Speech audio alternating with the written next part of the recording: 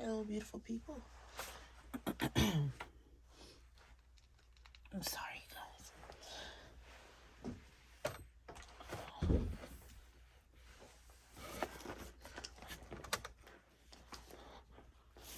Okay, hello, beautiful people of God. I hope you can see me. My voice is a little trying to struggle. I didn't know I was trying to struggle till I tried to speak.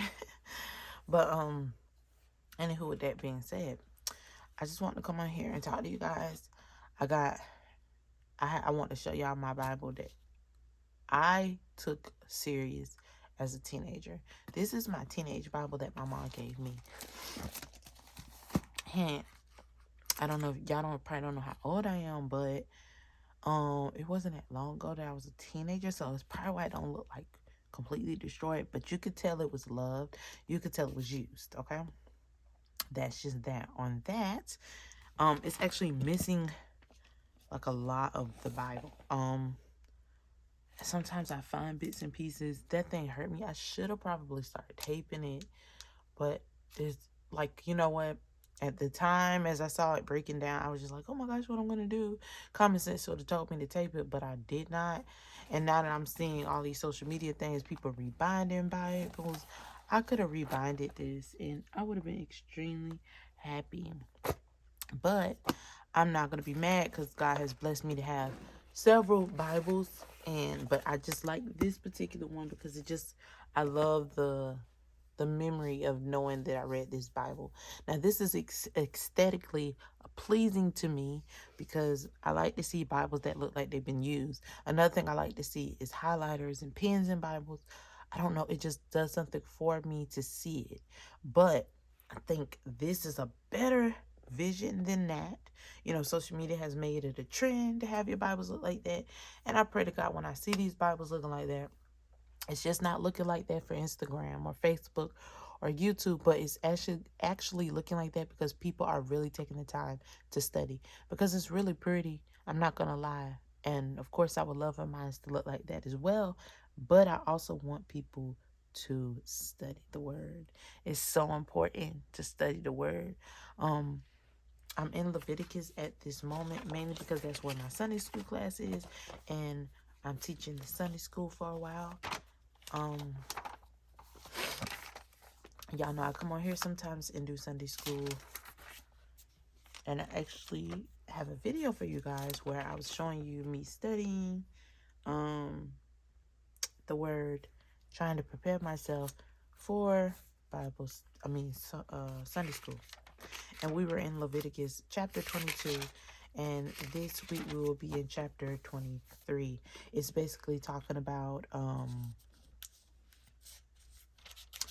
the acceptable or unacceptable gifts to God or sacrifices to God. We know what the ultimate sacrifice was and is, and that was Jesus Christ. He came without a spot or a wrinkle, what he's coming back to see for the bride when it's his return.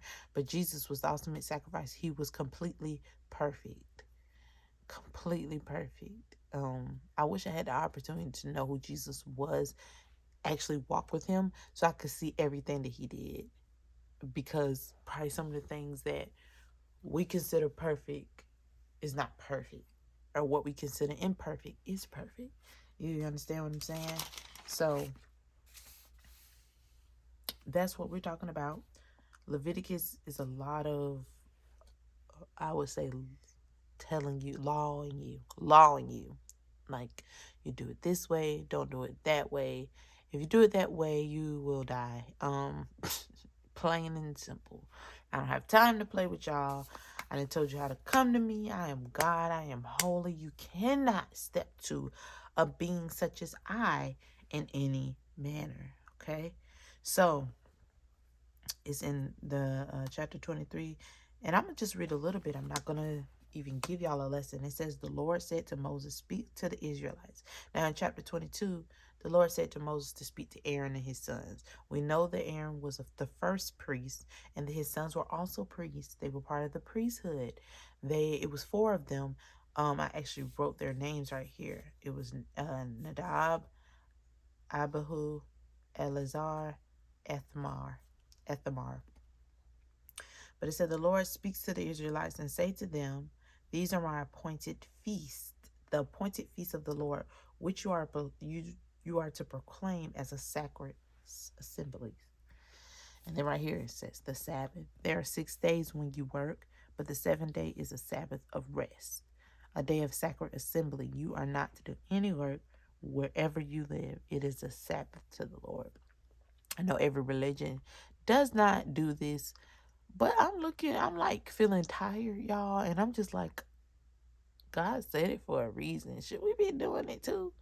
Do I think that we're going to go to hell because we didn't do it? No, because we see in the book of the Gospels where Jesus is talking about some of the people doing certain things that have to be done. You cannot not feed your animals when they're hungry on a day because it's the Sabbath. I think he means it in a certain way, but maybe we take it to the literal thing, like so much that I'm not doing anything at all. I don't know if that's possible, especially when you have children. So y'all telling me y'all letting the kids starve, y'all not getting up, helping them to the restroom, cleaning up after them. That's what I mean. Like those are the kind of things that stick with me to try to figure out. And that is it. I'm not going to go into it, but I did also want to tell you guys about my new pens and highlighters, and I actually have some more coming. I have some post-it notes that's coming, but like I was just telling you guys, I like things that are aesthetically pleasing to my eye. I can't always make it happen for me, but I like to see it. And one of them is pens. Now, these are the Right Tech pens. And I'm going to get, it's Charlene. She got me looking at pens and stuff now because she's been doing a lot of reviews on the Bibles and stuff like that and pens. And Lord have mercy.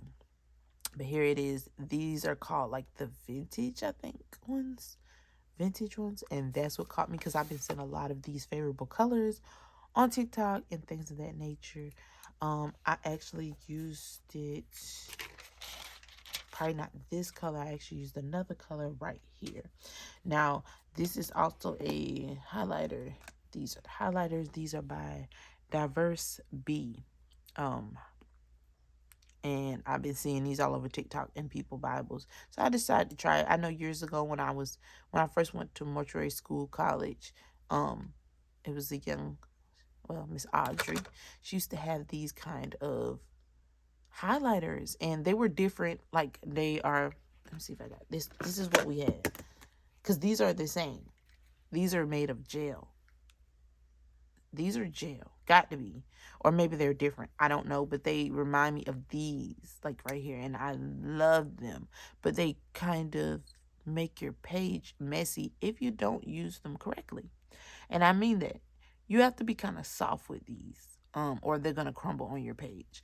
Now, what I like about these Diverse highlighters is that they're soft and that when they get on the page, they dry. Like they don't smear. It kind of reminds me of my big highlighters, pastel highlighters. And that's the reason why they're my favorite, because they like dry on the page and they almost look like a part of the page. I don't know if y'all can see, like it looks good to me. Like I love that dry look, matte look. That's what it is. The matte look. I love it. And the pens do the same. You have to give it a few moments. Now, it doesn't take very long for that highlighter to dry, which I like that as well. And even the pens, when you write them, give it some time and it would be okay. Now, this I had just started writing. It's a little thick. It's a little out of whack. But I did underline some things. I like the pens. They're making me happy at the moment. Now, the other highlighters that I did get, I don't think this is a brand name. I put the box away to throw away, but it started with an H, and I thought these are nice. These are very lightweight, by the way. I almost felt like wasn't no ink in here, but it was ink. I'm gonna open it up and show y'all how this is looking. This is how it looks. Hopefully you can see that. Look at that. Sorry guys, that's how it look. And I'm gonna go ahead and highlight something real quick. Say to the Israelites. Let's put that. Say to the Israelite. Yeah, look, and it's nice to me. I like that. I like that. And the colors is just amazing. They're so amazing. And I'm trying to keep these away from my like work desk because I don't want to use this on my work. I want this strictly for my Bible, y'all. Like strictly for my Bible. And I mean that. Now y'all can say what y'all want, but I need that strictly for my Bible. Like I feel like I should just dedicate some things. And y'all have so many pens and pencils. I mean, look, I got a whole bunch of these, and I have so many things that my things are starting to dry. They are. I'm just being honest. That means I'm doing too much. Another one of my favorite pens. It's not sure. I don't have it in here. I don't know how that happened. It's a pen from Amazon. It's a very fine pen. That's another thing that I like when it comes to my Bible. It's a very fine pen. See, these are fine as well. Hopefully you can see that. It's just as fine as they're gonna get.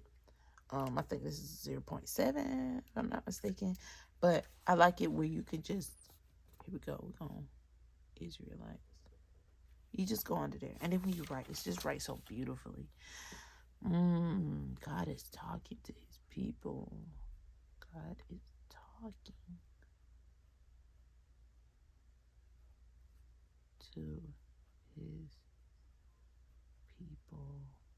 Yep, he is. God is talking to his people. All right.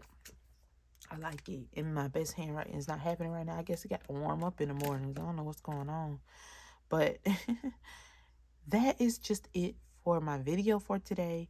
I'm trying to make sure I give you guys more. So much more is needed of me, and I'm trying to prioritize well and better. So, but y'all keep God. Y'all stay in your word no matter what. Even if I'm not able to film, I like to stay in my word. I do stay in my word. It's different things that I do. I listen to podcasts. I listen to gospel music. I read my Bible on my phone, which is not my favorite thing to do, but I can do that.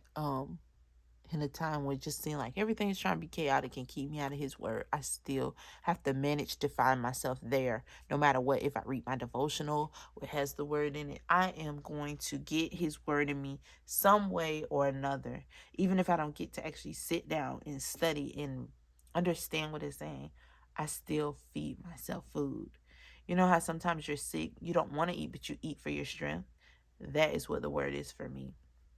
If I can't soak it up like I want to at that moment, I'm still going to eat because I need it for my strength. And y'all have a blessed day.